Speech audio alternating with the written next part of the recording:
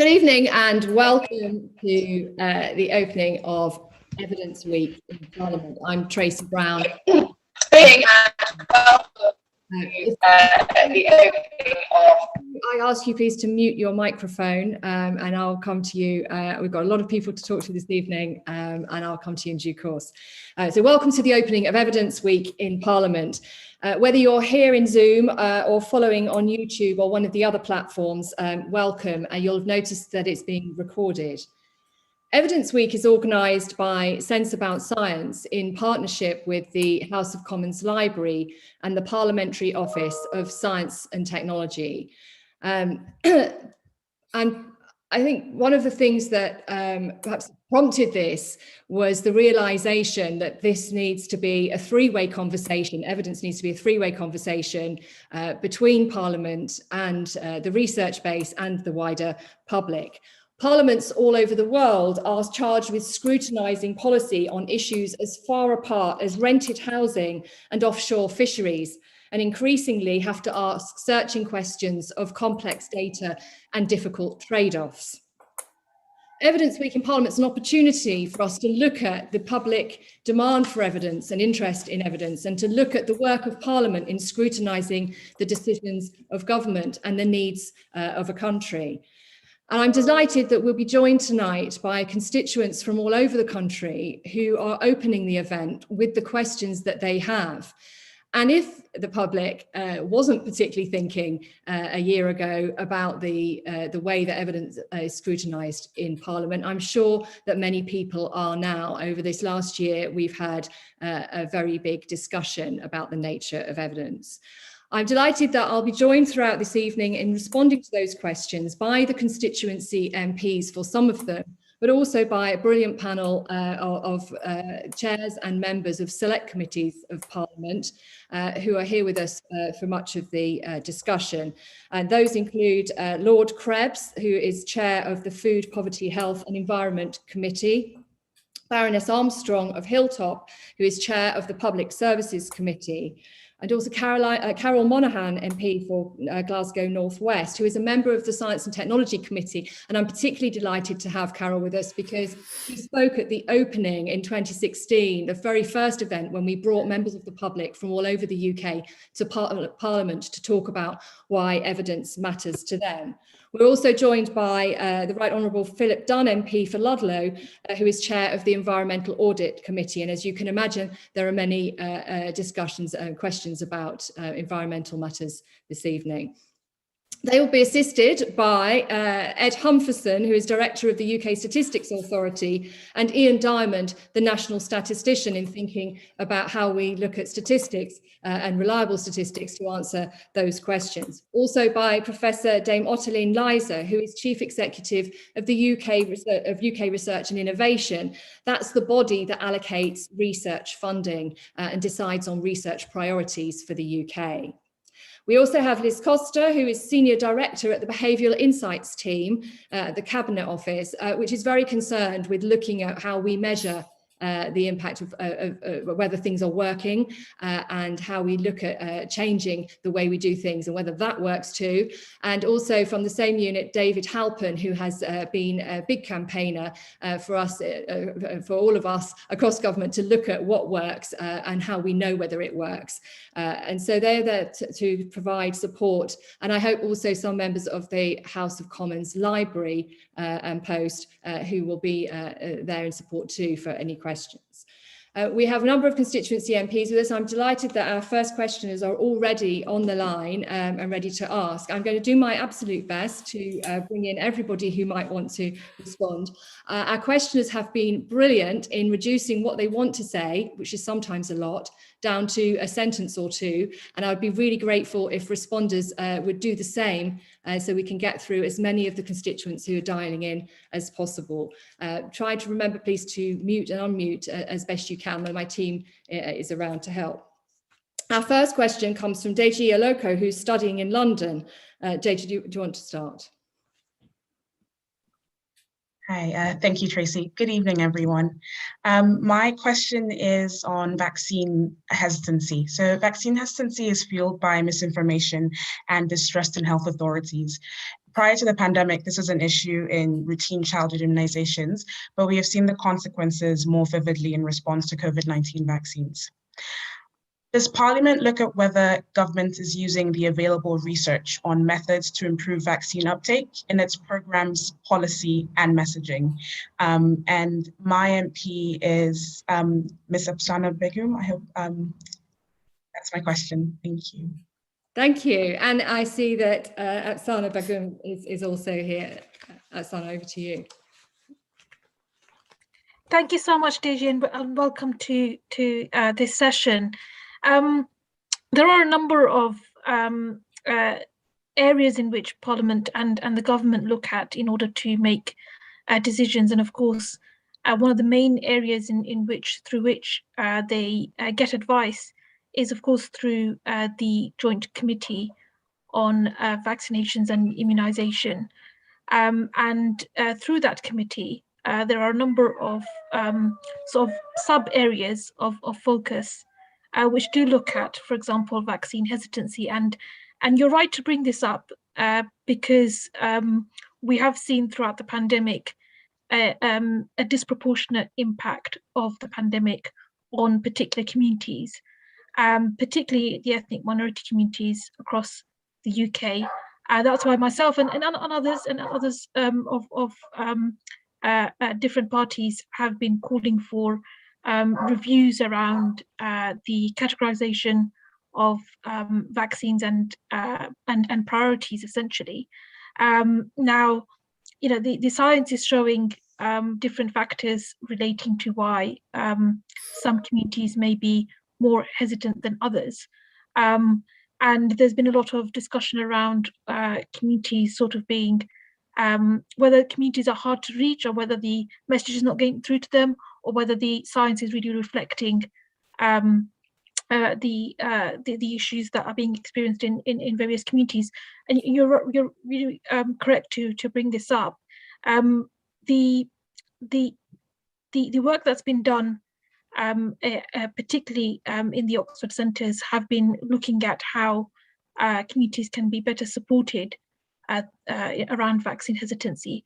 And it's important to look at that information and look at that data, which has shown that this is not just an issue that's been prevalent through the pandemic, but definitely something that has is historic and has persisted for decades. And the data that's been looked at in particular has been also data around the flu jab, for example.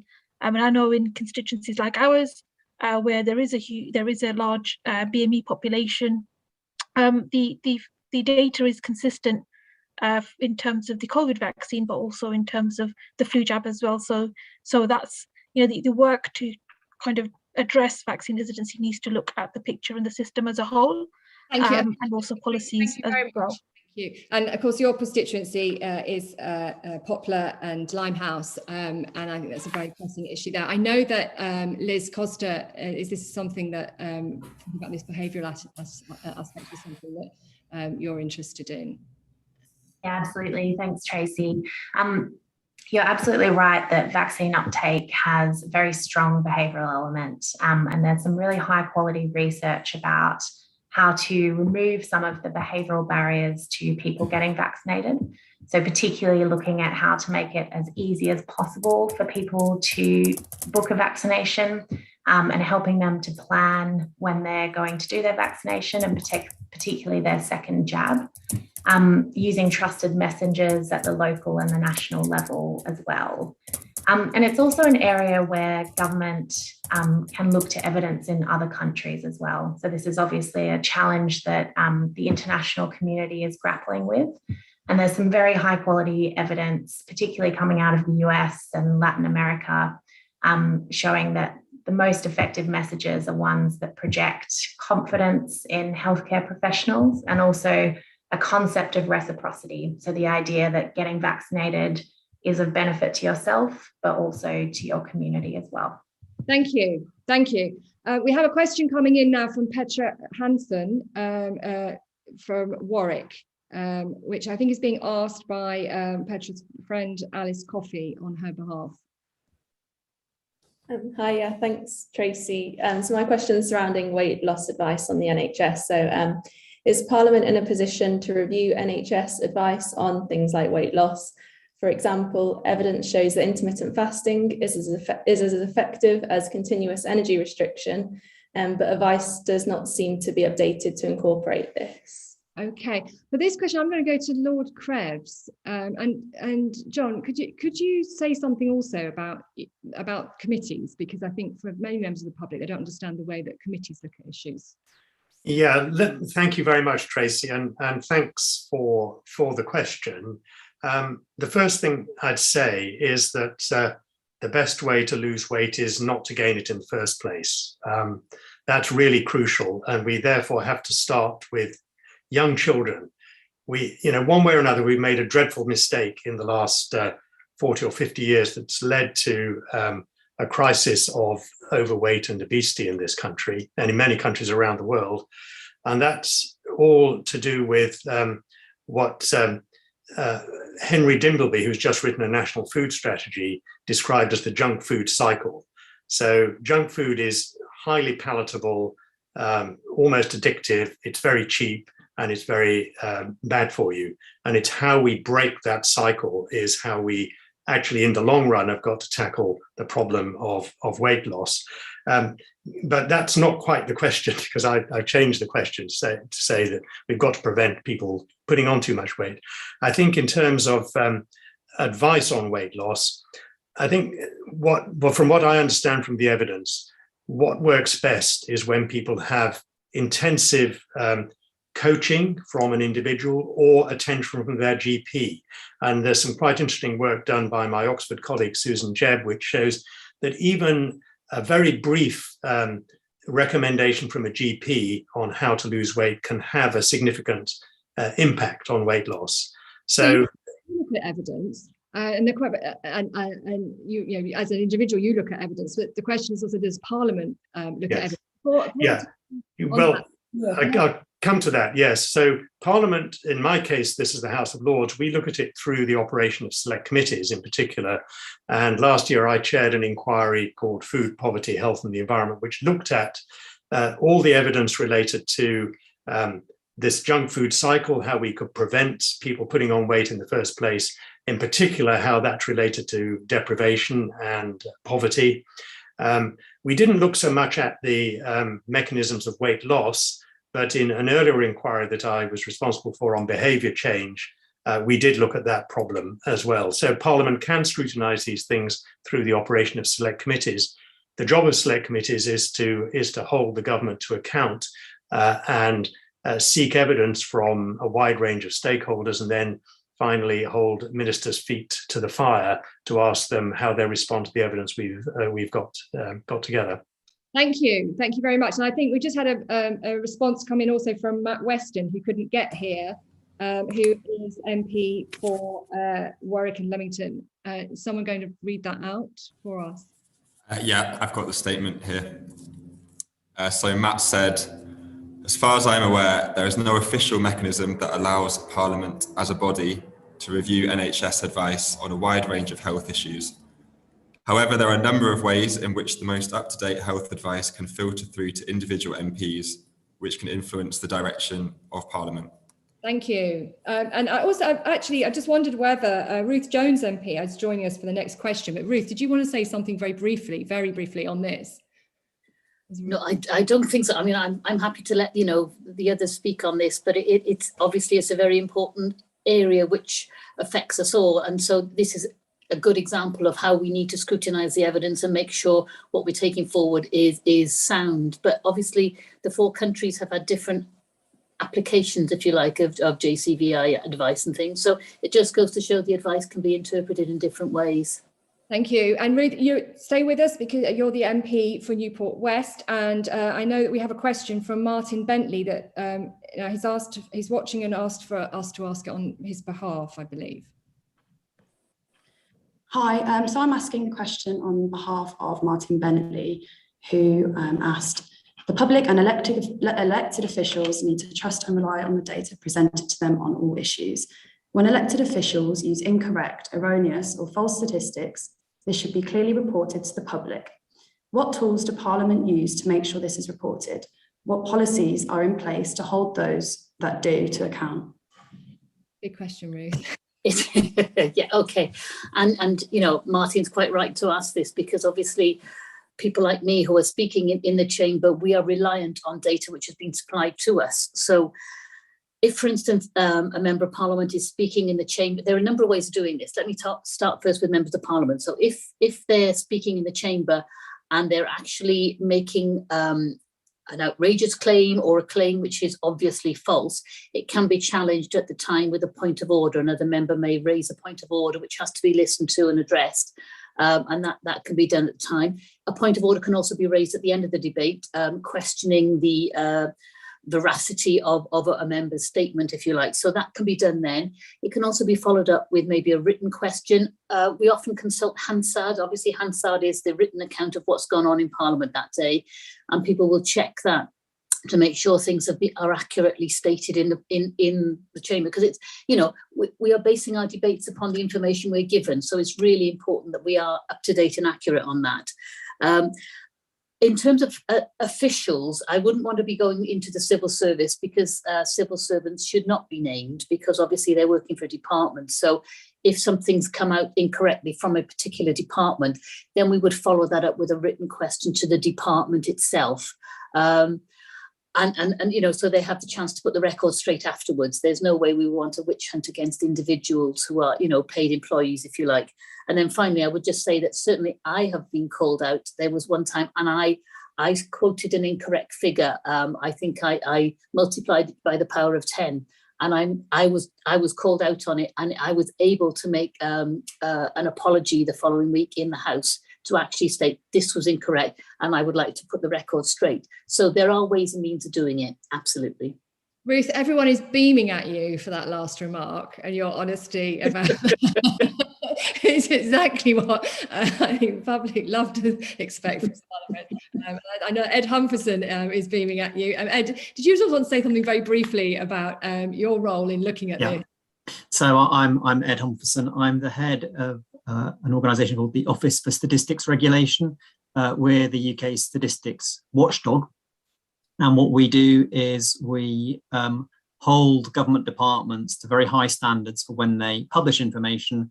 We have a code of practice. We enforce that vigorously. But the other thing we do, and we're really happy to do this, and anybody who's on this meeting can do this with us, you can raise a concern. If you hear something which you think is a misuse of statistics or a misleading use of statistics, we will look into that. We'll get back to you. If we think it's a significant concern, we'll raise it publicly with the relevant department or the relevant minister. In fact, we've just published our annual review, which summarises all of the work that we do across that space. I'll just give the guarantee now that if you have a concern, you hear a concern, we will get back to you and give you our professional opinion. And also, if we think there's a significant issue, and see if we can get it sorted out for you. Fantastic. Thank you very much. We're going to move now to a question from Michael Lipton from Brighton, who I believe your MP was unable to attend, and sends, that's Lloyd Russell Moyle, sends his apologies. But I will actually push this question towards Carol Monaghan, because I think she'd be brilliant on it. Michael. Thank you. The UK uses millions of Innova lateral-flow COVID-19 tests, and these are used by individuals as passes to enable entry into schools, sports events, and even care homes.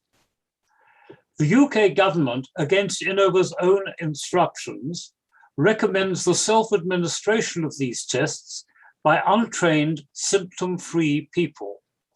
There is evidence, as far as I know, uncontested, that so used, Innova lateral flow tests pass 40 to 60% of infected persons as uninfected. Hence, such tests spread infection and are banned by the US Food and Drugs Administration. Are you aware of this evidence? And what evidence is the government providing you to warrant the continued use of these tests? Carol, I think that last question is the crucial bit. Yeah, thanks very much, Michael, and thanks, Tracey, for having me as one of the panelists today. First of all, could I just say that we're kind of moving from UK government issues into devolved issues here, and the situation in Scotland is not exactly the same.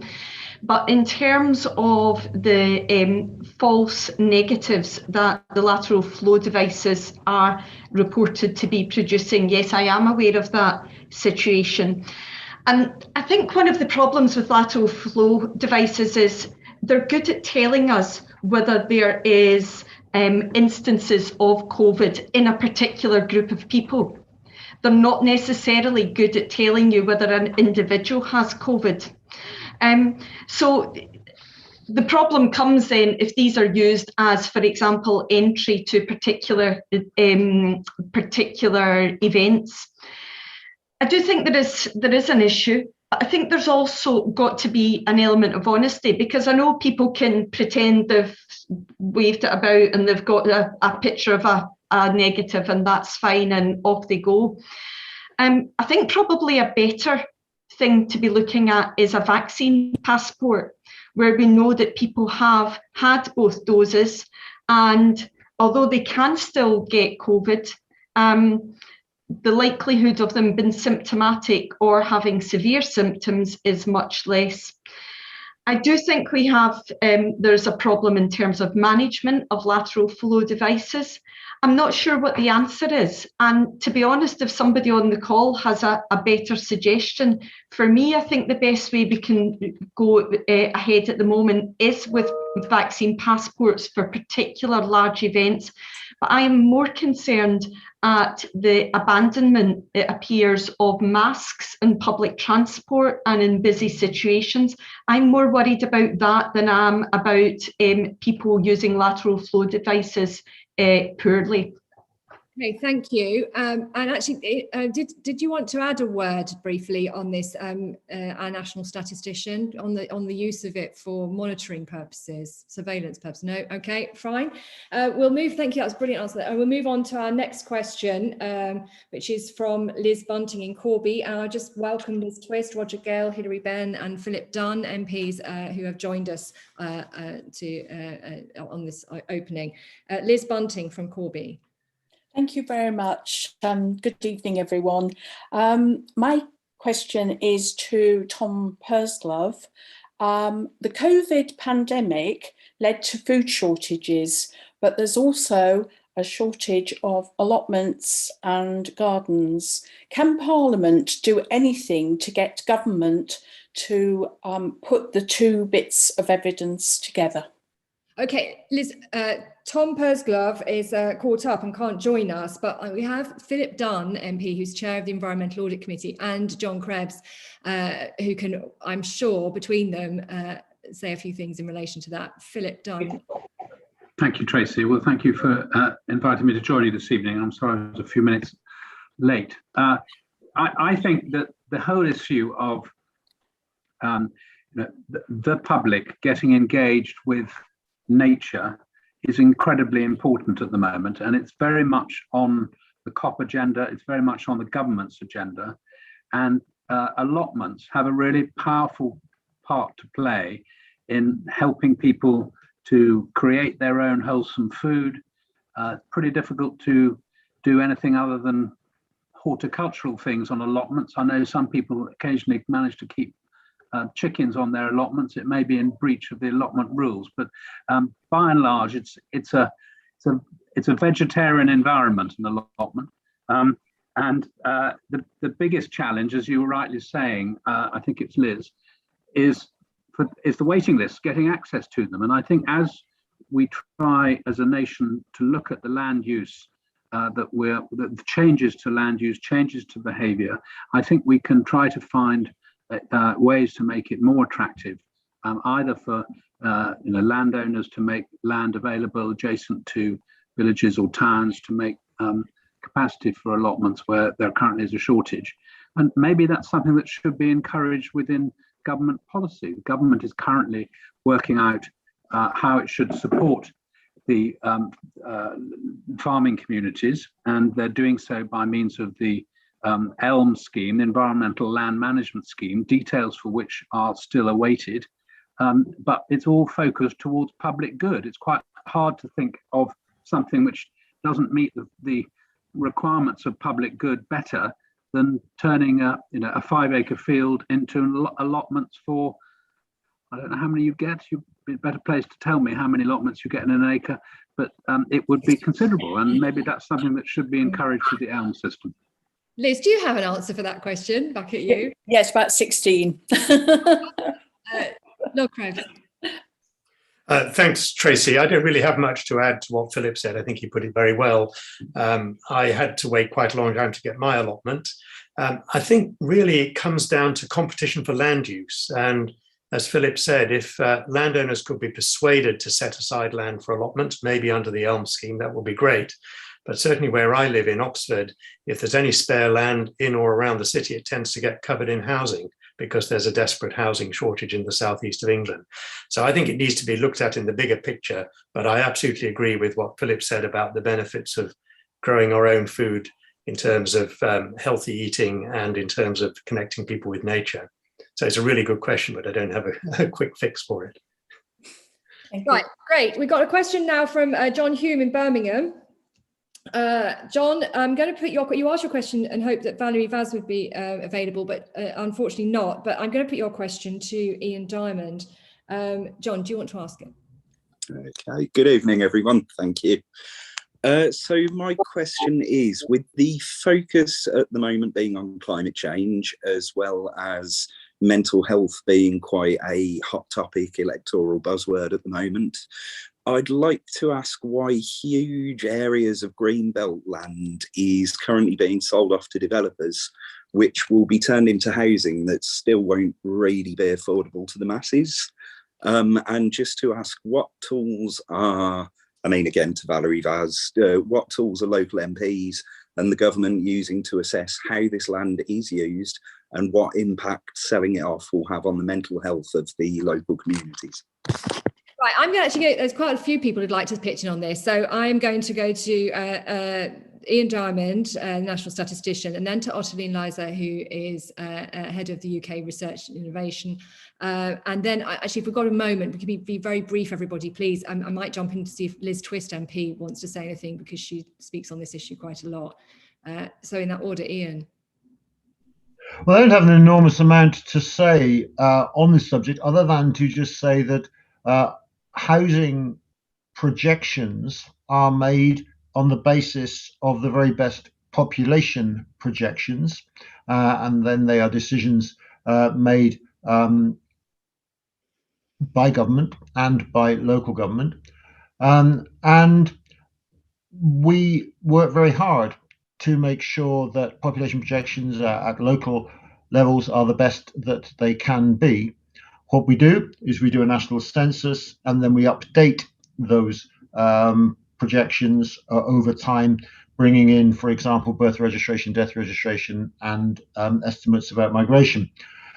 The good news for the future is that we have just done a very, very successful census in England and Wales and Northern Ireland, and we're just fine-tuning the results, and so that these kind of decisions over the next few years will be informed by the very best data. And I should also say we are working very hard to be able to improve our updating, and for the very first time we will next year be able to produce monthly local population estimates, and I think that will be of real use to those people planning the needs for households. Thank you. Thank you. Brilliant. And Ottilie.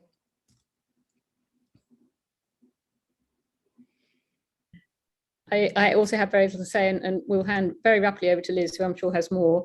All I can add is that we do fund a significant amount of research into mental health and understanding the underpinning issues that support or otherwise people's mental health, and that also is work that's all published and therefore would be available to people looking at counterfactuals on developing in the green belt. That's great. I'm very keen that we get to the next question quickly, because I know Lee Anderson MP is here as the MP for the next questioner. So can I take the next question? And I know he's got to rush off, so I want to take that next question, then we'll come back and I want to just hear from Liz Twist on that previous question. So Richard Field, do you want to jump in and ask your question? Oh, sorry, no, Lee has had to drop off. No, we'll carry on as we were. Sorry, Liz Twist. Okay, good evening, everyone. Yes, this is an issue, two issues close to my heart, really. One is the loss of greenbelt land in not just my constituency, but everywhere. And the other is mental health. It's an area that I take an interest in. Now, I'm sorry, I don't have the statistics to hand, but when we had a debate recently on some of these issues in a discussion, there were some figures produced that showed the impact on mental health and what a difference it can make. And so it's really important, and councils need to take account in local plans of the access to open space for local residents. But the other thing that is really important as well is housing for people, and it's getting that balance right between the need for housing, because that's a real determinant of health and well-being, having good quality housing. And I'm not necessarily talking about the houses built on the green belt, it's the number of houses overall that are important as well. So it really, I definitely understand the importance of open spaces and parks and preserving our green belt for environmental issues as well as well-being. And it's getting that balance right, isn't it? A strong statistic there as well. I'm going to go to actually Richard Field, hold fire a minute, because Lee's staff are trying to find him to see if he can come and respond to your question. And I also want to put your question to Phillip Dunne and Carol Monaghan as well. So we'll come to you in just a moment. Phil Gomersall, because we're on this theme. Phil, would you like to ask your question? And I hope Lord Krebs can. Phil, are you unmuting? I'm unmuted, yes. Okay. I'm pleased to hear there's a lot of questions about land use and many issues raised around our allotments. My question was to Stuart Andrew, whether he's here or not, I don't know.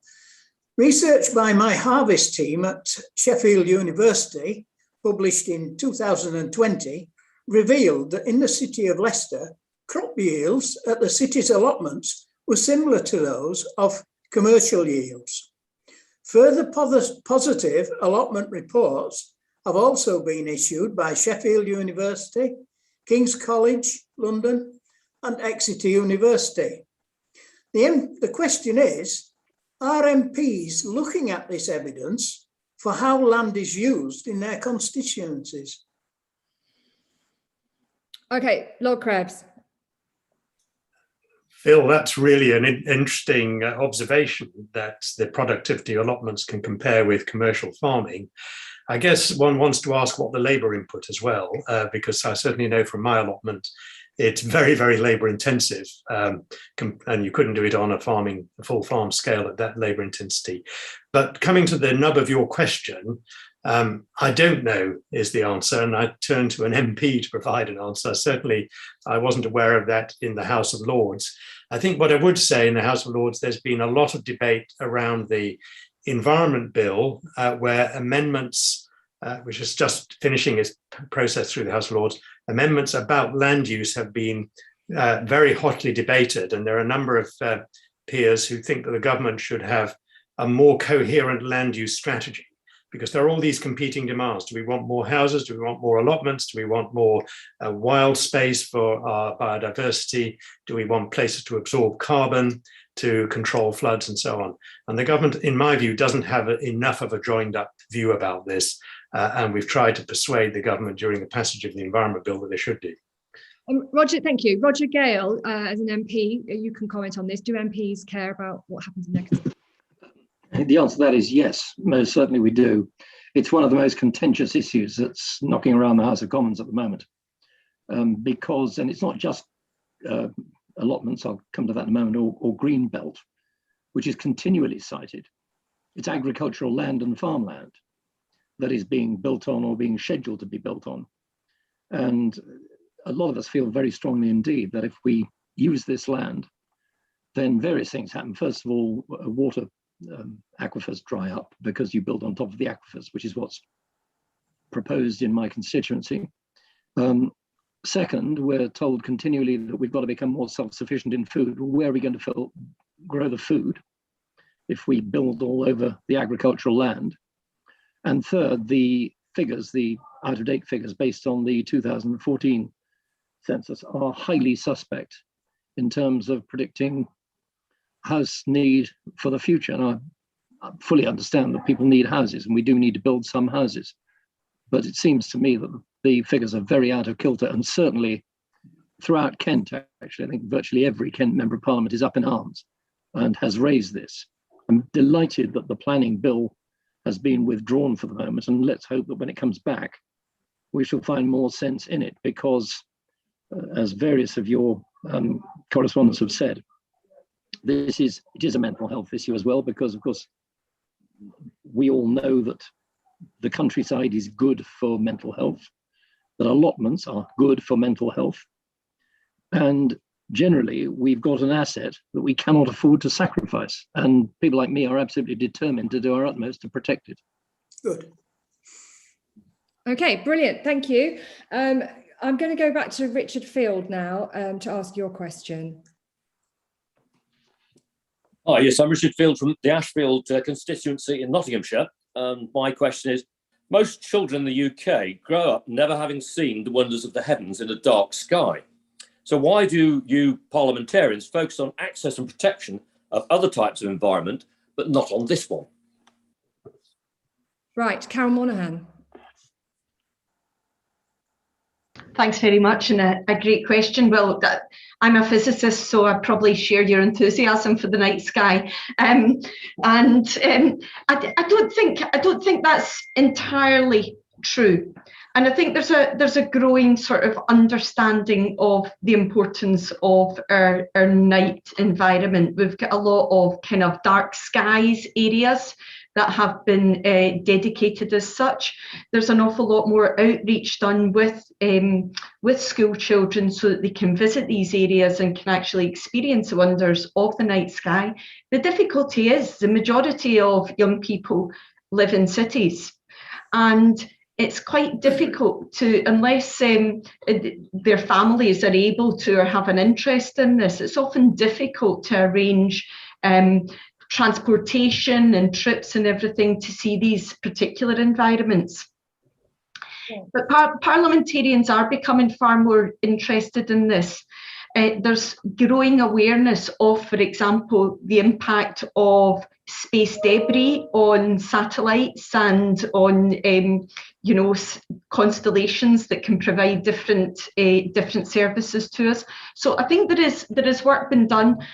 Probably more has to be done, and probably as parliamentarians it's not the most pressing concern, but I think there is a body of MPs and peers. There's certainly a parliamentary space group here that would definitely support more access to the night sky. Thank you. Does this count for you as environment, or I mean, is it, because that was part of the question, is that the limits of environment? It's not something that we've looked at on our environmental audit committee, but it is something that I've had a bit of an interest from a constituency perspective, and I can share one insight with the group, and that is my constituency is Ludlow, which is the southern third of Shropshire. I have about 35 miles of the Welsh border to the west of my constituency. I border Wales, which is it's the sixth, I believe, and Carol will have some more impressive figures from Scotland, but it's the sixth most sparsely populated constituency in England. And what that means is that particularly along the Welsh border, we have quite a large part of the constituency which enjoys no visible orange urban lighting at night. So we do have some areas of the constituency where there are dark skies. And I've taken a bit of an interest in this, not least with changes to the aircraft operating arrangements, which are under consultation at the moment, where the government is, I think rightly, in my view, looking to improve the efficiency of using technology to allow routes into and out of airports to be more direct, to have less incidents of aircraft stacking up around airports, and that which would have two benefits, well, several benefits. One, it will reduce journey times and thereby reduce emissions, but it will also reduce the amount of contrails in the air, because there'll be less circling about at high and medium altitude, and that will have an impact on noise and light in the dark areas of the country. And I think we need to be using things like improving the national parks arrangements and designation of land to cover also designation of areas which can still enjoy darkness. Thank you. We're going to jump to the next. Could I possibly mention something, Tracey? Just to point out to Phillip that actually orange lines aren't a problem too much, because one can easily filter out the sodium D lines from orange glow. It's the modern LED lights, which are broadband over the whole visible spectrum, that is the big problem. Thank you. Okay, a bit of evidence into Parliament right here, right now. We're going straight to our next question from Thies van Rens from Coventry, I believe is our next question. Hi, good evening. I'm an academic economist and I work on the food system. And my question is whether you think that it is time that Parliament asks the government and Her Majesty's Treasury to look at the evidence for fiscal interventions that could make us change what we eat, instead of leaving that completely as a matter of personal responsibility. And that would be for the sake of our health as well as the health of the planet. Okay, what we're not going to do right now is have the whole debate about about all the different aspects of this issue. But I think the particular of your question is there a role for Parliament as well? But I do want to hear something about the evidence from Liz in the Behavioural Insights team in the Cabinet Office. Thanks, Tracey, and thanks, Thies. It's a very interesting question. I think it is important to look at the food supply system at every level, and not just to put the onus on individuals. It is possible to encourage individuals to change their diets, and we've seen a lot of behavioural evidence on how to do that. But as Lord Krebs highlighted earlier, it is very difficult. It's very difficult to get individuals to change their diet and to do that on a sustained basis. So one of the ideas that the Behavioural Insights team has been advocating is that the way to shift behaviour when it comes to healthy diets and sustainable diets is to make it as easy as possible for people to make healthier choices. And in practice, that can be done in a lot of ways. But picking up on your point about fiscal intervention, I think an example to be celebrated is the UK sugar levy. What we saw when the sugar levy was introduced was that actually it led to drinks manufacturers reformulating their products to reduce the amount of sugar in those drinks. And what you have there is, firstly, those manufacturers not paying a high tax burden, but also what they're doing is making it easier for people to take sugar out of their diets by drinking the same drinks as they always did, but those drinks have a lower sugar content than they would otherwise. So I think we can think about how to extend that concept to other parts of our diet, whether that's salt or other aspects of our diet. And to share that with evidence with Parliament. Exactly. Possible. Absolutely. Thank you. We're going to move straight to Peter Harvey now, who's now Peter is autistic and has asked us. So he's present, but has asked us whether we would read his question instead. So we'll go to that question now. Peter's question is: I'm autistic and have an allotment. Getting the chance to go and grow my own food and be at one with nature is very good for my mental health. My question is, all the green belt around where we live is having houses built on it. What tools are you using to assess the reasoning behind these decisions? And do you take into account the evidence of positive impacts on mental health in decisions on land use, like allotments? Thank you. We have your MP, Tony Lloyd. Littleborough, Rochdale, Lancashire, yeah. Do we have Tony Lloyd with us? No, we don't. Okay, can I take that question to you, Ian Diamond, in particular? How do you take into account the evidence of positive impacts? I'm not looking for how Parliament takes that into account, but there is a kind of question behind this about the things that you assess and measure in areas around mental health. And I'd be quite interested to hear your view on that. Well, the Office of National Statistics does provide data, as I've said earlier, on local area population projections, which are used around health. We do not collect formal data on clinically defined mental ill health. However, we do, as part of our opinion surveys, collect self-reported mental health, and we publish those and have done throughout the pandemic on a weekly basis. Thank you. Okay, and there's really a lot of information about measurement of well-being, I think, as well, coming out of the ONS now, which I think perhaps it could be useful to update Parliament on regularly, that's there because it comes up in so many of these questions. Tracey, could I add one comment to that? Thank you. So the government's planning bill, which is currently sort of be under review, picks up on part of the 25-year environment plan, the requirement for developers to include a biodiversity gain in any applications above a certain size, certainly for any housing estate scale applications. They're going to need to generate biodiversity gain. And I think that we will find that that will lead to some of that gain happening within the development, so more areas for ponds or green open spaces, and potentially for allotments, as well as some of that gain being provided not necessarily in the development but nearby or some adjacency, or they will use an offset means of achieving that. So I think there are some sort of structural changes to the way in which the planning rules are going to be written, which will help improve the prospects for allotments. Thank you.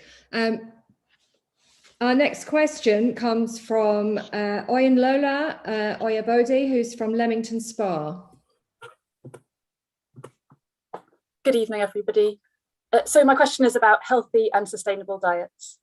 Numerous evidence-based recommendations have suggested establishing a target for reducing UK consumption of meat and dairy, shifting us to plant-based diets that would improve human health and reduce environmental harm. How might you monitor the UK's meat consumption and evaluate policies to reduce it? Right. I think that might be one for you again, Phillip Dunne, if you're still with us. I am. And I'm rather pleased to take this question because in my spare time, I'm a beef farmer. I was a beef and sheep farmer, but I got out of sheep last year. So the statistics which the statisticians can refer to will tell you that the meat consumption in this country is declining at a fairly consistent rate in the sort of 1 to 2% a year, year on year.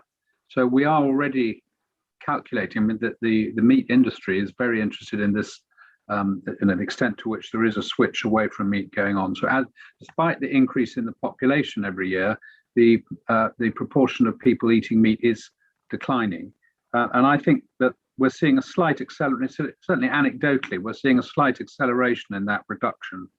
And there is, I think, in the way in which we are looking at behavioural change, I think there is quite a likelihood that we will see a faster reduction, in particular in red meat as opposed to white meat. But much of the publicity being given to the impacts of intensive poultry and pig farming at the moment may mean that even white meat starts to become less publicly acceptable amongst certain informed consumers, many of which are going to be on this call.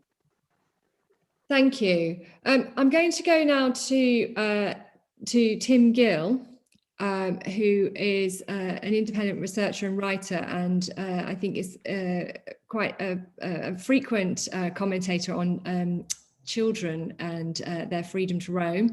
Your MP, Stella Creasy, Tim, has written to us saying that she's on maternity leave at the moment, but I think would be keen to respond to you when she's not. But go ahead, please, and ask your question. Thank you very much. So we all, I think, agree that we need to reduce our dependence on the car in transport and also take more account of health and well-being in transport policy. What do people and the panel think about the government's use of the evidence on this topic, and particularly in its decisions on and spending on active travel, so walking and cycling? And as you said, I'm particularly interested in if you like, the perspective of children and young people in transport policy, which is often neglected. Okay, thank you.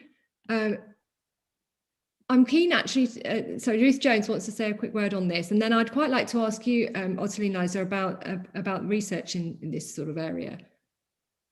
Thank you. Yeah, I just want to say very briefly, as the Shadow Minister within the DEFRA team, my responsibility is air quality. So I tend to have a lot of work with non-government organisations who look at air quality, people like Asthma UK, British Lung Foundation, people like that who are very keen to present the evidence in a factual way, because obviously after the death of Ella Kissy Deborah, a 9-year-old girl whose asthma was exacerbated by air pollution, there's a big push now to ensure that air quality is taken account of. So in terms of the evidence that's presented, it is very stark now, but it is irrefutable now, and I think that's really helpful, because that helps us. Obviously, I'm in opposition, but it helps us to push the government towards ensuring that we get the better air quality for all. Thank you. Thank you. Elisabeth.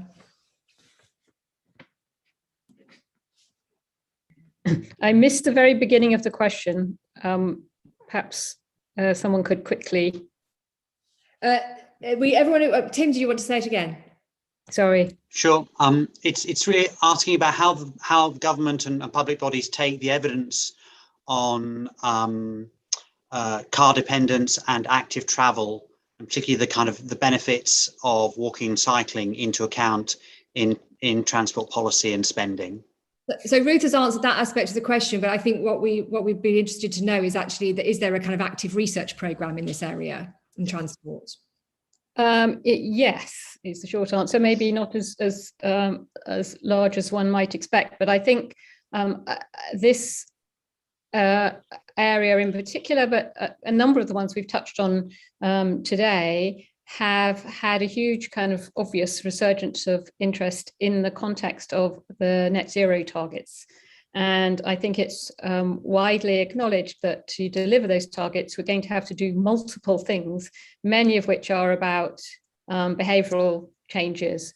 And so how we can create the right mixture of interventions that will allow us to get to net zero in a way that brings people along and therefore supports the behavioural changes that we need is an area of tremendous interest. And it is one of the things that I think UKRI, the organisation that I run, it has a particularly interesting role in, because for the first time the UK has an agency that spans funding right across all the disciplines. So we can put together programmes, for example, on transport that combine expertise in behavioural science with expertise in new batteries for electric cars, for example. And I think that's a really emerging trend in research and development, and also in its wider area of generating appropriate evidence for policymakers, is the need to combine multiple types of evidence from multiple different fields to make informed decisions about policies like net zero that will require multiple interventions. Well, I'm so glad that Tim's question prompted that point, because it's such an important one actually for everyone to hear.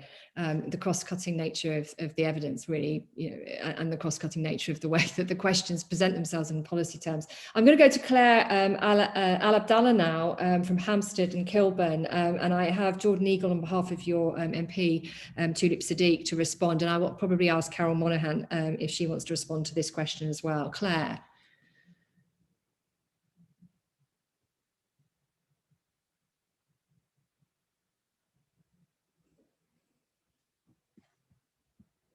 Claire, is Claire with us? Oh, sorry, we're asking. Okay. Go ahead and ask. Hi, I'll ask Claire's question, which is... I see that she's asked for us to ask on behalf. Yeah, okay, thank you. Okay. How much stock do Parliament take in the graphic, albeit anecdotal evidence coming out of Afghanistan concerning the safety of our Afghan allies at the hands of the Taliban? Although more quantitative evidence has been used extensively to inform policy decisions, do you think this kind of evidence should also have a role in informing policy and lead to actions such as SAS rescue missions? Thank you. So I'm going to take a comment from Tulip Sadiq from Jordan Eagle. Good evening, guys. Tulip sends her apologies for not being here, but I'll be reading out the following on behalf of her. I remain deeply concerned about the situation in Afghanistan and the regular reports of violence, death threats and harassment by the Taliban, often aimed at Afghans who bravely supported British representatives over their many years. It is impossible to ignore the evidence coming from my own constituents who have family and loved ones still stuck in Afghanistan. And from this casework, I know that there are many people in extremely dangerous conditions in Afghanistan who require urgent support from the UK government and our international partners. It is extremely important for ministers and officials to take this information into account when decisions are taken that affect their lives, and MPs have been passing this on. This has to be an urgent priority for our new Foreign Secretary, and I've been working with my Labour colleagues to push the government to ensure there are safe routes out of Afghanistan for those at risk and support for those at risk, as well as an expansion to the UK's resettlement scheme in light of the evidence we have about the extent of vulnerability in Afghanistan. Thank you very much. Thank you. Now, the question actually particularly was looking at whether anecdotal evidence should be used when Parliament debates these issues. Now, I know we have two MPs here, Hilary Benn and Carol Monaghan, who have a shadow job related to this. I'm asking you in your personal capacity rather than springing you in that capacity. You can speak as you like, of course, but just to be clear to everyone here, I'm not springing them with that question for that reason. But they know this subject well. So, Carol, can I come to you? And Hilary, Ben, do indicate if you'd like to say anything. Yeah, thanks, Tracey. It's a really good question, and it's a question that and I think all the people you've asked to respond are all in opposition benches. So many of us have been asking the very same questions, and some of the evidence we have is not anecdotal. I've seen video evidence in my constituency surgeries of family members being attacked. We know that people are being killed. We know that there are British nationals who are still in Afghanistan who can't get out. We know that there are children of British nationals that are in Afghanistan, they can't get out. And we really, really want to know, is the government actually paying any attention to this sort of evidence? Because it is clear that there are all sorts of human rights abuses going on just now, and it's clear that there are many people in extreme danger in Afghanistan, and many of us in this call would want to know the answer to the question that's been asked. So I'm sorry, I can't really give an answer. Okay, before I go to Hilary Benn, who I know is ready to speak, I just wanted to take a question from Trina Laurie, who's in the same subject area, and I hadn't spotted that. So can I just, a very short question? Thank you, Carol. Very short question from Trina. Hiya. Since the fall of Kabul, my friends and I have been trying to get 8 vulnerable families out of Afghanistan. What evidence is the government using to determine whether Afghans, many of whom are highly skilled, are eligible for ARAP and ACRS visas? Okay, now, Hilary Benn. Well, thanks very much. I mean, like Carol, I've had Afghan constituents contact me about their family members and have heard some pretty terrible stories. The truth is we don't really know, because it depends on reporting coming out of Afghanistan.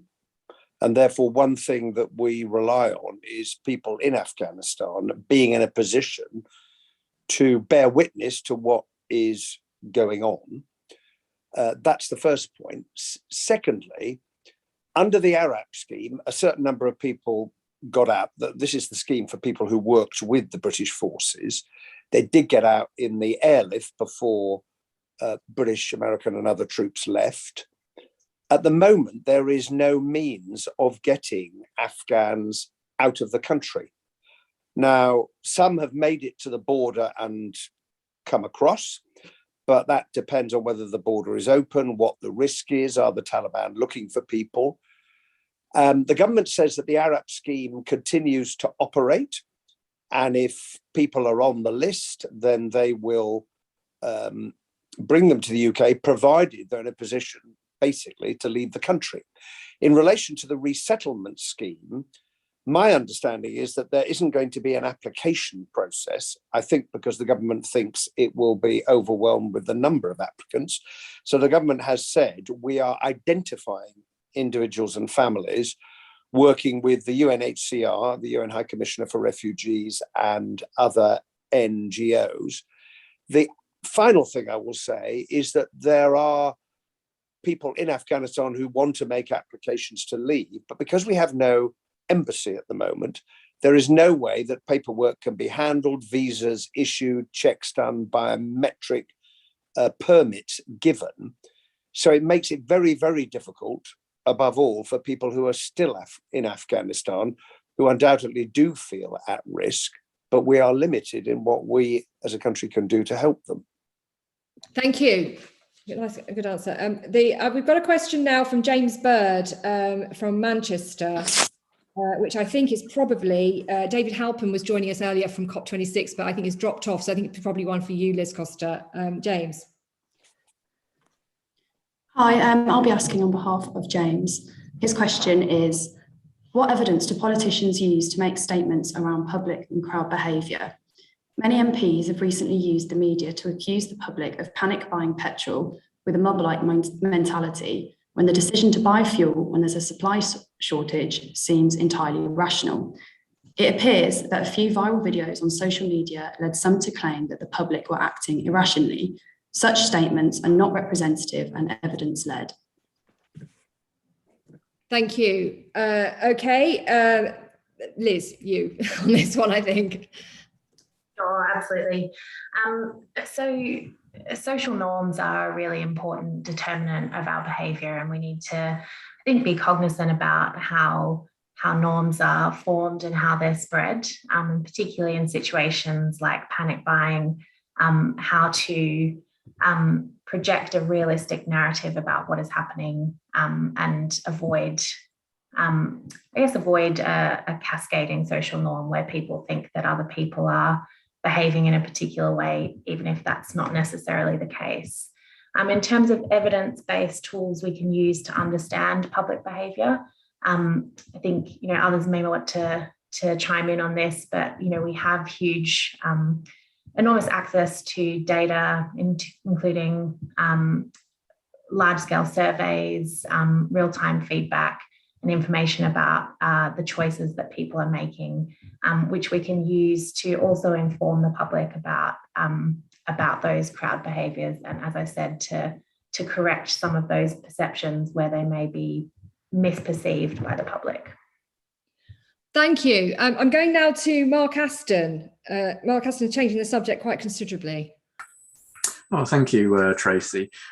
Yes, I have a question. We've heard already about the environmental impact on our night skies, and I think Carol also mentioned satellite debris.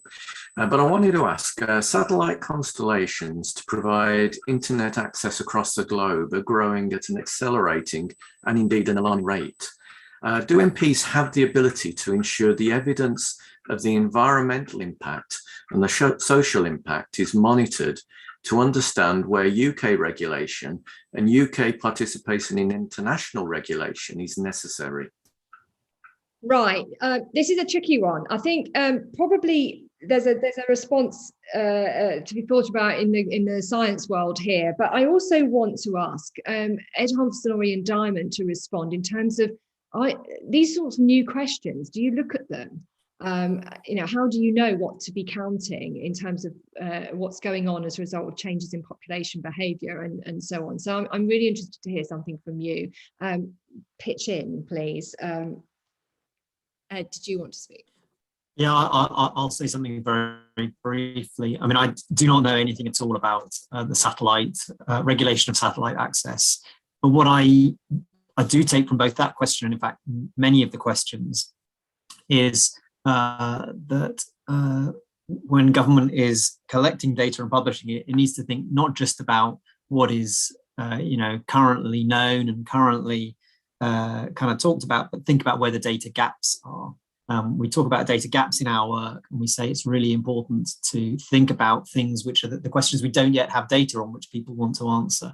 And it seems to me that a lot of this evening's discussion, in fact, has been around different types of data gap, that I think it's really important to think about how they could be filled. And once the gap is identified, then it's my role as a regulator of statistics to think about how the government departments can go about identifying ways of filling those data gaps. So I'm afraid I can't answer on satellites, but I think the general sort of spirit of that question and many others is very squarely in this area of what are the things that we don't yet know about that we should know about. Thank you. Okay, before I take Carol Monaghan on this question too, I actually want to ask Robert Massey to ask his question because it's in a similar sort of area, space. Thank you. Yes, it is, absolutely. And I'm grateful to my colleague Mark for asking this as well. So it relates to the purchase of OneWeb, actually. And after investing £400 million last year, the UK is now part owner of the OneWeb satellite system. I know that Bay's Select Committee has looked at that. And actually that level of investment, by the way, is less than we're investing in a lot of ground-based astronomy facilities. So will Parliament have a proper chance to review the evidence showing how this will harm astronomy, both on the ground and in space, and that it will indeed add to light pollution? Okay, Carol, did you want to say something on this?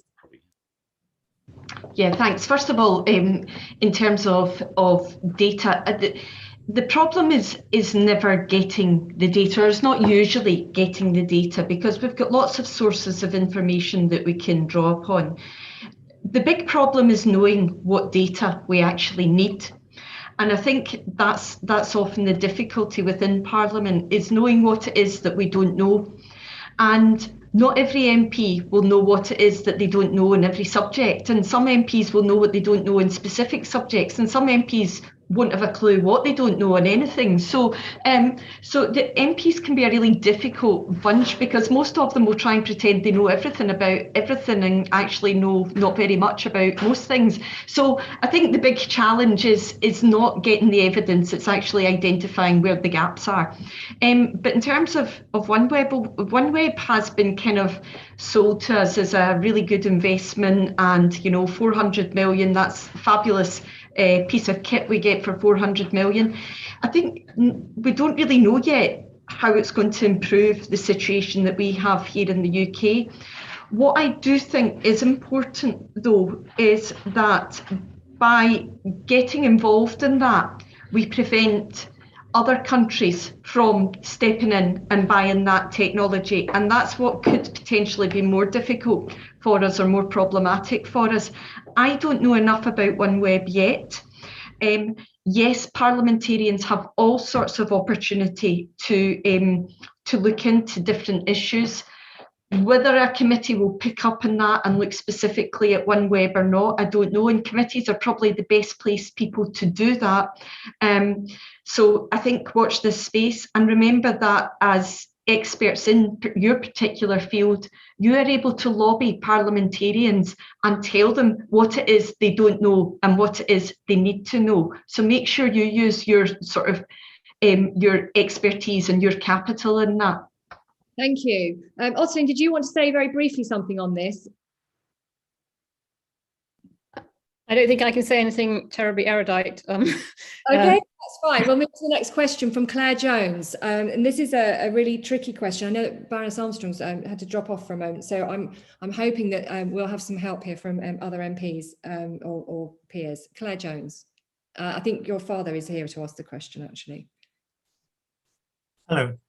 Yes, my daughter Claire asks the following question. Why is no one questioning the lack of evidence-informed decision-making in family courts, such as the neglect of research in the field of child development and attachment, in child arrangement and care proceedings, and in the psychology of domestic abuse and trauma? Thank you. We have a statement just come in from your MP, who's Peter Kyle. That's right. Does somebody want to read that statement? Yeah, I've got the statement from Peter here. So he said, "I'd like to thank my constituent Claire for raising this vital issue in today's debate. Tackling injustice in the family courts has been a long-standing priority of mine since my election to Parliament, in particular as it pertains to domestic abuse. During the Domestic Abuse Bill, I worked to end the cross-examination of victims of domestic abuse by perpetrators, a key step in reducing the trauma associated with the court experience. Given the particular sensitivities involved in cases before the family courts, it is really important that decision-making is informed by all the relevant evidence, and that when evidence is used, it is done so correctly. Research from the University of Cambridge has questioned whether or not family court decisions are distorted by misuse of key research, and the Ministry of Justice must keep up to date with research like this and stand ready to intervene if the evidence of problematic decisions is overwhelming. As your local MP, I will continue to press government to ensure fairness and justice in the family courts. Thank you." Thank you. I think that's actually a pretty comprehensive response. So I'm going to move to Peter Reynolds from West Dorset. You want to ask your question?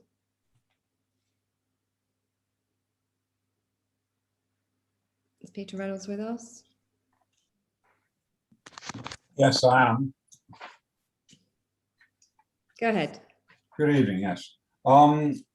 So my question is on the legal regulation of cannabis, a market that is now worth approximately £6 billion per annum in the UK.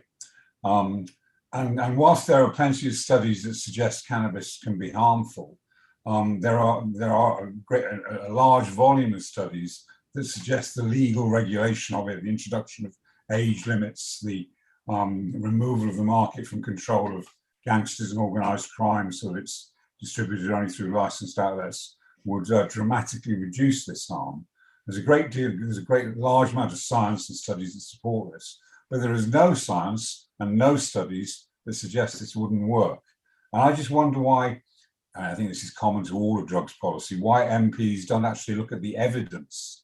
And is it just prejudice and worries about what the tabloid press is going to say that prevent MPs from considering these issues on the basis of evidence rather than on the basis of what I think is really just prejudice? Okay, thank you. I'm not sure we can take all of that question, it's so big. I just think in terms of the behavioural observations and whether they're fed in, Liz Costa, is there anything you can add to this? I think I'm probably not best placed to answer this one, actually, if somebody else on the call wants to take it.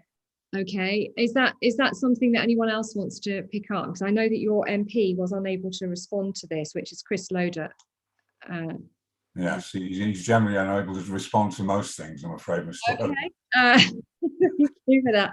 I think what we'll do is we're going to pick that question up and pursue it for you throughout the rest of Evidence Week, and if they have other questions of the same problem, we will do. Any question on drugs policy is something that all MPs run away from like a hot potato. Well, Peter, let's hope that during Evidence Week we have an opportunity to push things in a different direction and chase after them with those questions. Okay, I'm going to take a question from Eleanor Leavely, which I think is also tricky, but I would like to go to Ian Diamond on this question. And so, Eleanor, do you want to go ahead and ask it? Okay, thank you. My name's Eleanor Levy. I'll put my question in the chat as well for people who need that. The House of Commons Work and Pensions Committee reported in HC 829 on 14th of February 2018 regarding concerns about PIP and ESA assessments. These concerns present life-changing problems for those who most need welfare support. My lived experience and recent news reports suggest that instead of improving, the concerns have become more serious, and the process for correcting problems is inaccessible and takes far too long. So, what is the evidence for DWP performance, and does it indicate improvement in addressing these issues? Okay, I think there are probably only certain aspects of that. Hilary Ben's indicating actually as well. Ian Diamond, did you want to say something on this too? Okay, Hilary, Go ahead. Well, thanks very much for the question. All I can tell you about is my own experience as a member of parliament, as we all can. And I have dealt with many cases where people have been turned down for their PIP, have appealed to the tribunal, and then been successful. And I have asked parliamentary questions in the past about the percentage of appeals that are successful. And the last figures I remember, they were over 50%.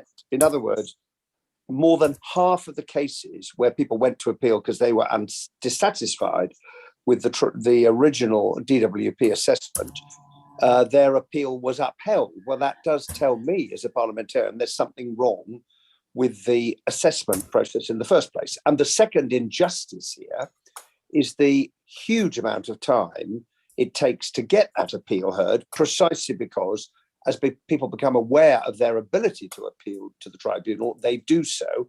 So it's justice delayed, justice denied, followed by justice delayed. And there can be all sorts of consequences, not just that people don't get the money they're entitled to, but for example, if they had a mobility car, I've known cases where people's mobility car has been removed from them because their PIP claim was denied, only for them to be successful eventually on appeal. So there are statistics available that tell you the story. The political question is, why is the DWP getting it wrong so often in the cases of people who go to appeal and eventually find their case upheld? Thank you. A very good point about the statistics there as well. Perhaps better use of statistics looking at some of these things. I'm going to go to Ellie from York next. Your MP is here. Hi, I feel like my question has been touched on slightly already, but my question is, the evidence seems to suggest reducing emissions through high impact behaviour change of individuals could have a bigger and more immediate effects on reducing emissions than the government's current focus on large infrastructure projects and low carbon technologies that haven't been proven at scale yet. My question is, are MPs willing to support policies that deliver on scientific findings, even if they are not necessarily popular with the public? Right, Rachel. Thank you for your question. I think what gives Parliament as a body credibility is that it is evidence-based, and therefore ensuring that we drill down into data is really important, and we mustn't be fearful about speaking out on the basis of evidence. Of course, we can debate that evidence, which is really important that we do, but I think drilling down into information is so important. And on many of these issues, even there will be people which are for and against, as with so many issues, but it's up for us to win those arguments, and therefore using the science, using the evidence that we are able to ascertain, to have the nuanced discussion, and then to frame it from having that discussion is so important. So I would certainly concur that even if some of the conclusions aren't popular, we can't become popularist and therefore just follow popular opinion. It's sometimes important to provide leadership on issues such as the one that you mentioned. Thank you, really good. Thank you very much indeed. And I think that response actually relates a little bit to the question about cannabis that we had earlier as well. And so I want to move now to Liz O'Neill. You have a question. You're from Stretford, Manchester. Yes, thank you. I don't believe my MP has been able to join us, but George Eustace, Environment Secretary, recently announced plans to regulate genetically engineered crops differently if they could have been produced through traditional breeding. I'd like to know what evidence the government is going to use to determine which genetically engineered plants could have been produced through traditional breeding, because clearly they weren't. Okay, Utterly and Liza, I have to take this question to you. Happy to respond. Liz and I go way back. Hi, Liz. And she will not be surprised that the evidence actually suggests that the way in which you produce a plant, a new variety for agriculture, is not the determining factor as to whether it's likely to cause either environmental or food chain issues. The method by which it's produced is actually not tremendously relevant for the safety and risk assessments. It's what you've done that's crucial. Nonetheless, for a whole variety of reasons, we have a regulatory system that is based on the method by which you produce crops. And there are a variety of ways to change the genetics of crops that start with conventional breeding, and they go right the way along what you might call a gradient through to what's now referred to as conventional genetic modification, where you add a piece of DNA into the genome. And there are a variety of new technologies of which generally go under the term genome editing, which are sort of somewhere in the middle of that spectrum. And although some of the genome editing interventions are similar to traditional genetic modification, others result in very small changes to the genome in particular genes which were selected by the breeders as being valuable. And there really are examples where specific changes have been made which are absolutely identical to changes in other varieties or in wild relatives. And there is a feeling that those changes, there's no particular reason to regulate those changes as genetic modification, given that they really could have been crossed in. And the reason that they were not crossed in that way was because it would take an awful lot longer to do. Now, as I say, As that discussion goes way back, apparently, I think probably it'll go way forward too. So let's pursue it throughout Evidence Week. I really want to fit in a few more questions before we finish today, because we have so many people asking them. Eleanor Adams has a question which, if Rachel Maskell is still with us, I'd really like to come to you on, Rachel. Eleanor, go ahead. Hi, yeah. My question is, with the recent revelations stating the harmful effects on social media on children, the influence of social platforms and technology companies on individuals' well-being can't be ignored. And also, like, many of the questions tonight have centered on like data collection. So I was just wondering, are the government aware of the evidence that illustrates the harm that occurs at the hands of data-driven networks? And how does the government propose to change how data is used so to protect individuals? Thank you. Thank you. Well, clearly we've got the online harms bill, which has been delayed further, and that will be the vehicle through which to drive this policy change. But what's really important is that it doesn't shy away from the task which is ahead of it, which means that really robust measures need to be put in place.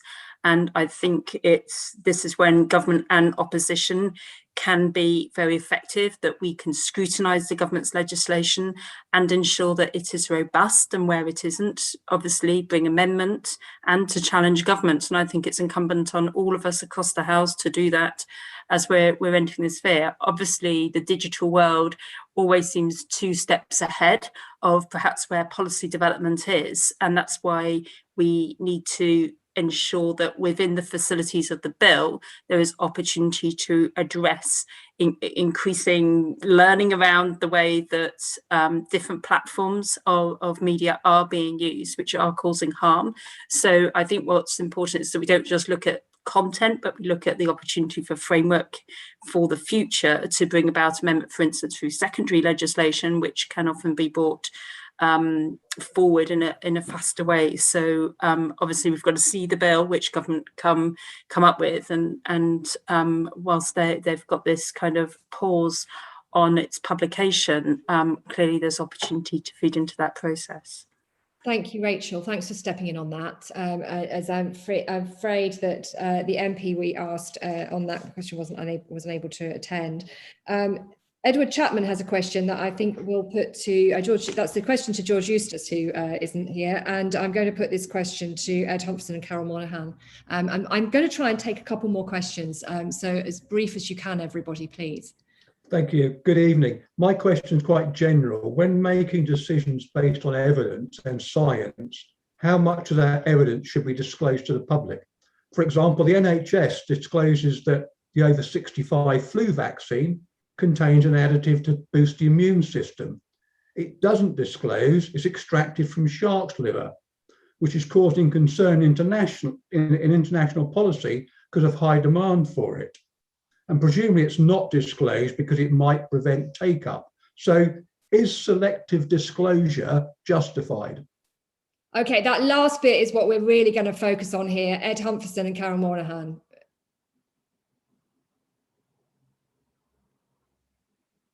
Ed. I'll give a quick view, and I'll make this very, very succinct in the interest of time.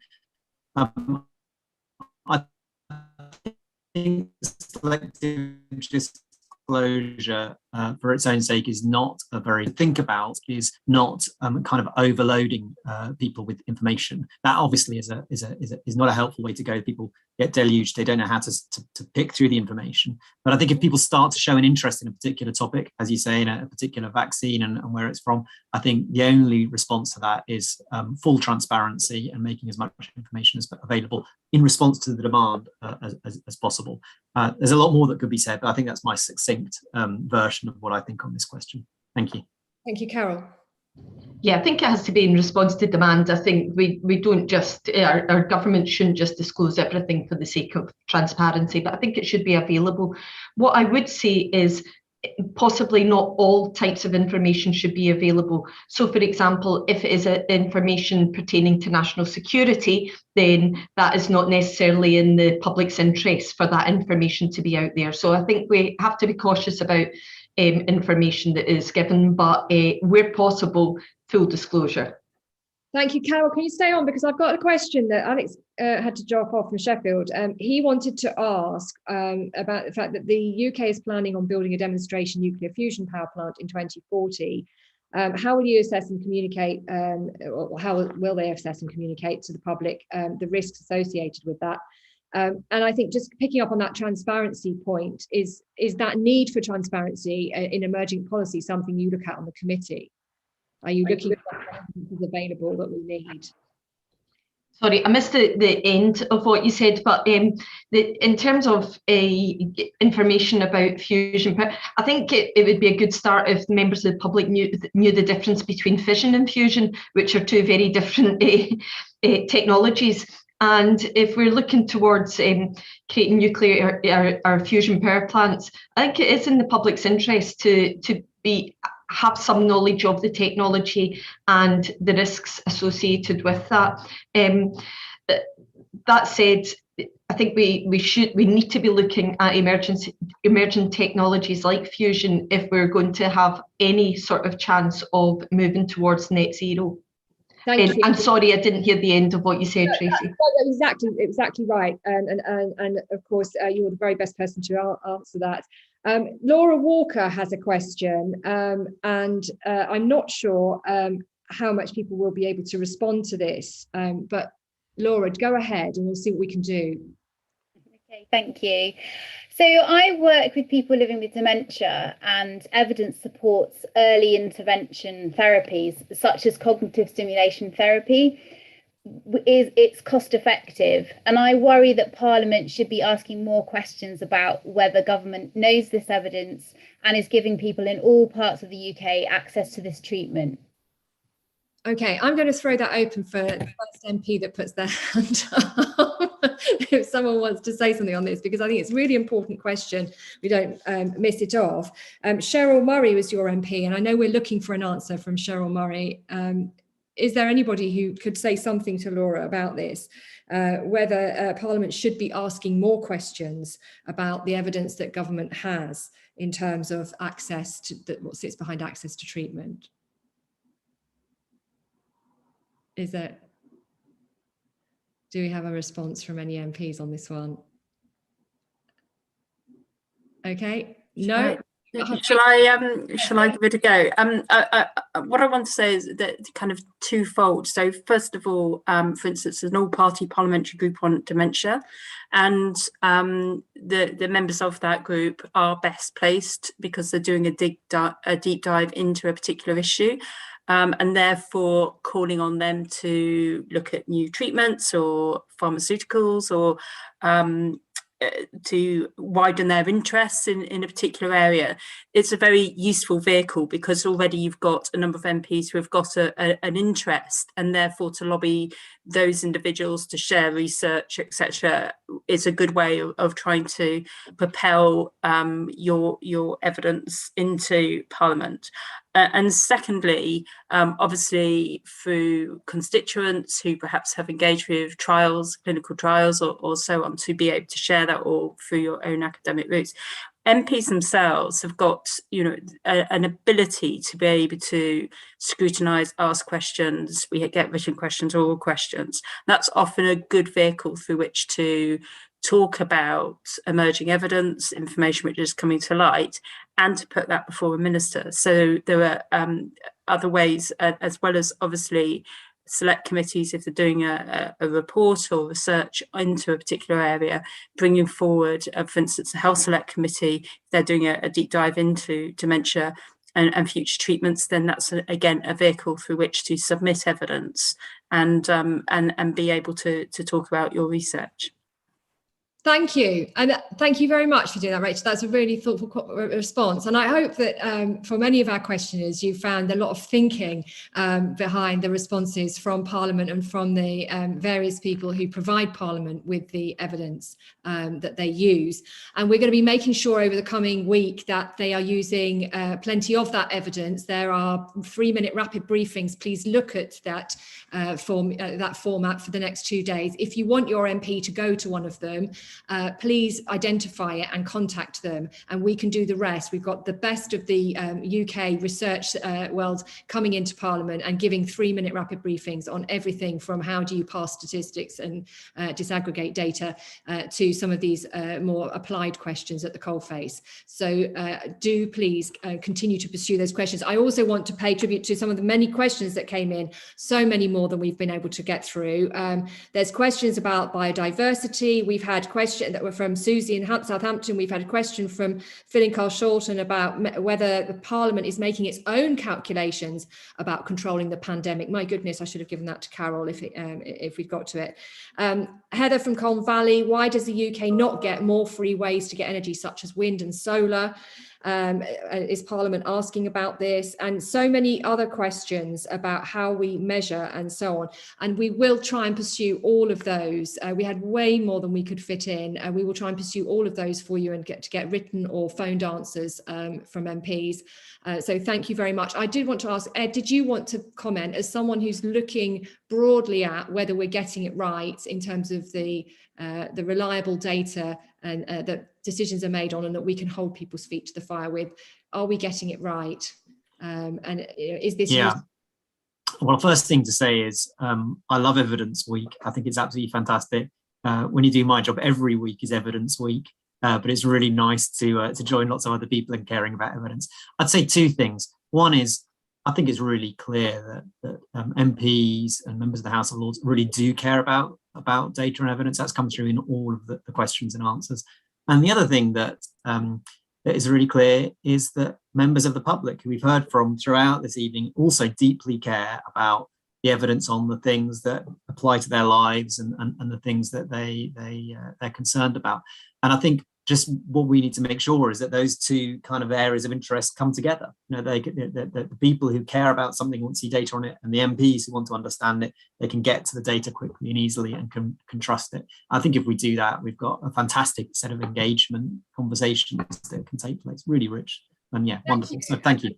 Thank you very much. I thank everybody who's joined us tonight, and we will be editing this, getting rid of all my ums and ahs on the from the live stream that's gone out tonight publicly. I also just want to say thank you also for the openness that's been shown in the way that people have responded, and to emphasise things like the committee that Carol Monaghan sits on, opens itself up to nominations from the public about things that they should be looking at. And I hope that that's what's come across tonight, is that there is quite a big listening thing. That's something that you often hear politicians say because they like the sound of it. But I think tonight actually seen it done. It was a real show don't tell moment for me, looking at those responses. So thank you all, and thank you for your questions. As I say, we will pursue it. And Evidence Week opens now, so please carry on and get your MPs to those briefings. Thank you. Good night. Thanks, Tracey.